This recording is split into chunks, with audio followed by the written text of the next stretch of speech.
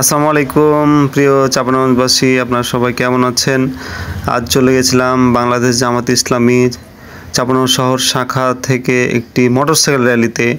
Actually র্যালিটা শুরু হয়েছিল চাঁপাইনবাবগঞ্জ সরকারি কলেজ থেকে।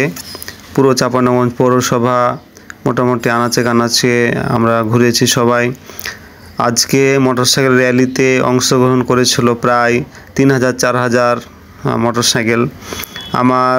আমি চলাফেরা করতে গিয়ে যতগুলো র্যালি দেখেছি এবং যতগুলো চাঁপাইনবাবগঞ্জে মিছিল মিটিং দেখেছি, এত বড় র্যালি, মোটরসাইকেল র্যালি আর আগে আমি কখনোই চোখে পড়েনি। অসংখ্য মানুষজনের সমাগম হয়েছিল। বিশেষ করে একসাথে 4000 মোটরসাইকেল এভাবে দেখতে পেয়ে খুবই আনন্দিত হয়েছি। বিশাল একটা ভালো লাগা কাজ করেছে। আপনারা সবাই দোয়া রাখবেন যেন দেশ এবং কল্যাণের কাজে বাংলাদেশ জামাতে ইসলামী লেগে থাকতে পারে এবং আপনারা ন্যায় এবং ইনসাফ ভিত্তিক সমাজ যারা গড়তে চায় তাদেরকে বেছে নেবেন।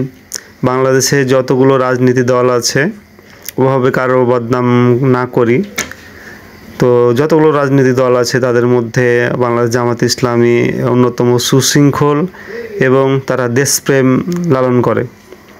অনেক বিতর্কিত আছে, অনেকে অনেক কিছু ভাববেন, অনেকে অনেক দল পছন্দ করতে পারেন।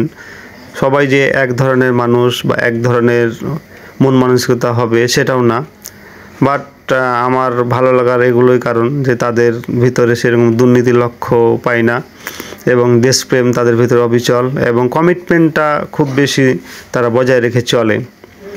এই জন্য সুশৃঙ্খলভাবে একমাত্র বাংলাদেশে একটি দল আছে, সেটা হচ্ছে বাংলাদেশ জামাত ইসলামী। খুবই সুশৃঙ্খল এবং এত বড় একটি দল, তাদের মধ্যে কোনো ঝগড়া বিবাদ কোন্দল গ্রুপিং এগুলো কিছুই নেই। কয়েকদিন আগে দেখেন নমিনেশন ঘোষণা হলো, তারপর দিন কি একটা হট্টগোল শুরু হয়ে গেল যে আমি নমিনেশন পাইলাম উনি পাইল না কেন, এরকম টাইপের। মানে নমিনেশন পায়নি তার জন্য, অথচ দেখেন বাংলাদেশ জামাত ইসলামী কিন্তু নমিনেশন ঘোষণা করেছে, কিন্তু আপনি শুনেছেন কোনো জায়গাতে যে তাদের ভিতরে কোনো গণ্ডগোল হট্টগোল হয়েছে? একদম নিম্ন স্তর থেকে হাই লেভেল পর্যন্ত সম্পূর্ণ তারা কমান্ড সুন্দরভাবে মেনে চলে এবং খুবই আন্তরিক, এই জন্য আমার ভালো লাগে। তো সবাই আপনারা বাংলাদেশ জামাত ইসলামীর জন্য দোয়া করবেন এবং ভোট দিয়ে ন্যায় এবং ইনসাফ ভিত্তিক দুর্নীতিমুক্ত বাংলাদেশ গড়াতে সহযোগিতা করবেন। তা আসি আজকের র্যালিতে। আজকের র্যালি অত্যন্ত খুবই চমৎকার ছিল। বিশেষ করে আপনারা দেখতেই পাচ্ছেন পুরো সবুজে ভরে গেছে। মানে যতগুলো বাইকার ছিল এবং বাইকের পিছনে যারাই ছিল সবাইকে গেঞ্জি গিফট করেছে, মনে হচ্ছে এক টুকরো বাংলাদেশের মানচিত্র আমরা ধারণ করছি এরকম টাইপের। কারণ দেখতে পাচ্ছেন পুরোটা সবুজে ভরা। খুবই ভালো লেগেছে এই কাজটা, এই জিনিসটা যে প্রত্যেকটা মানুষের গায়ের রং যাই হোক না কেন পোশাকটা একই রকম হয়ে গেছিলো, সাথে একটা করে ব্যানার ছিল। সব মিলে একসাথে এতগুলো মোটরসাইকেলে আর আগে কখনো এভাবে দেখা হয়নি, এটা অনেক ভালো লাগা কাজ করেছে। খুবই সুন্দর আজকের দিনটা গিয়েছে, ভালো লেগেছে।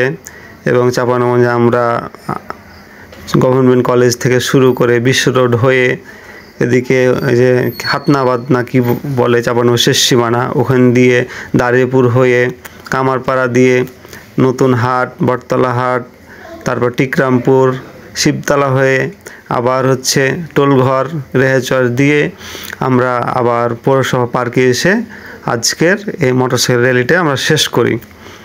সর্বোপরি খুবই ভালো লেগেছে। আপনারাও